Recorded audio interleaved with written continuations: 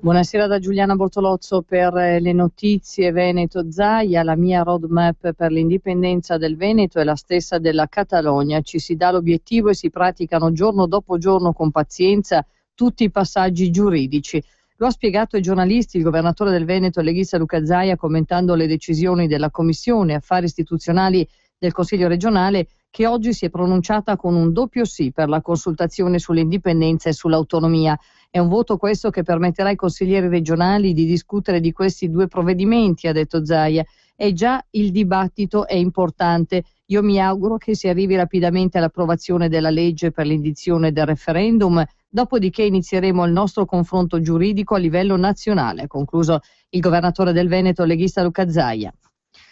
Le coperture per irrobustire le buste paga di 80 euro sono già più del doppio di quelle che servirebbero. Così si è espresso Matteo Renzi a Ballarò. La legislazione del lavoro ha giunto a 2100 articoli ed è normale che alla fine si finisca in tribunale. Per questo si sta pensando ad un codice del lavoro di 50-60 articoli, anche in inglese, per gli investitori, che dia regole e tempi certi. La riforma del mercato del lavoro va avanti, tutte le mediazioni sono possibili, ma l'impostazione di fondo rimane, ha assicurato il Premier Renzi, che infine ha confermato che il G7 dei ministri dell'energia si terrà in Italia prima del G7 dei capi di Stato e di Governo, che si terrà a Bruxelles.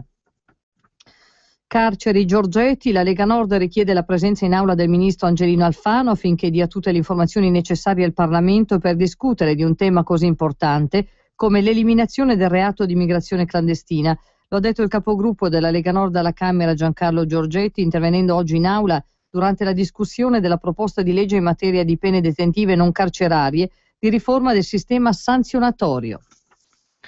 Passiamo alla cronaca italiana. Sanità: sono stati circa 65.000 kit difettosi per la rilevazione dei livelli di paratormone distribuiti in Lombardia, per un totale di 40.891 pazienti sottoposti al test in 18 laboratori, 5 pubblici e 13 privati.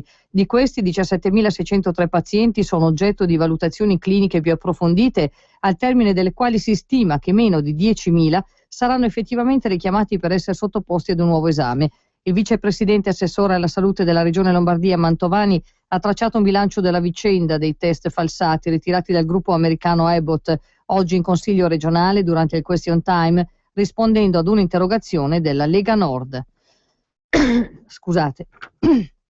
Giudizio immediato per Manlio Cerroni, patron dell'ex discarica di Malagrotta, e altre 6 persone finite ai domiciliari il 9 gennaio scorso nell'ambito dell'inchiesta sulla gestione dei rifiuti nel Lazio.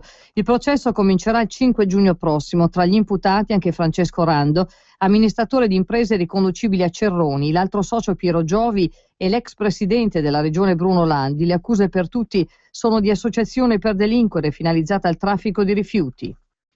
4 imprenditori del Vibonese sono stati scoperti dalla Guardia di Finanza, che ha avviato anche procedure di sequestro per 1,5 milioni di euro, 12 milioni i redditi non dichiarati e l'IVA evasa per quasi 1 milione. 3 le aziende coinvolte nella maxi evasione, tutte intestate ai membri di un unico gruppo familiare di origine calabrese da tempo trasferito al nord.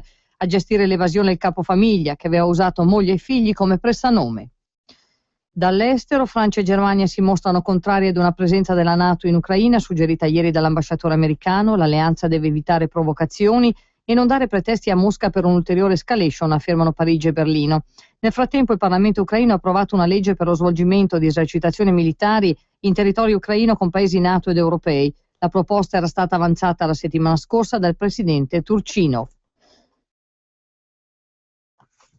Kiev ha deciso di stanziare fondi per aiutare 4 milioni di famiglie ucraine per far fronte all'aumento del costo del gas. Lo ha assicurato oggi l'ambasciatore ucraino in Italia, Per Ligin.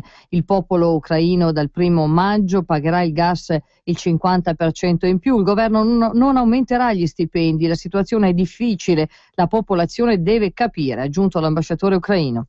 Ed è tutto per questa edizione. Grazie per l'ascolto. A risentirci. C'erano una volta i personaggi delle fiabe.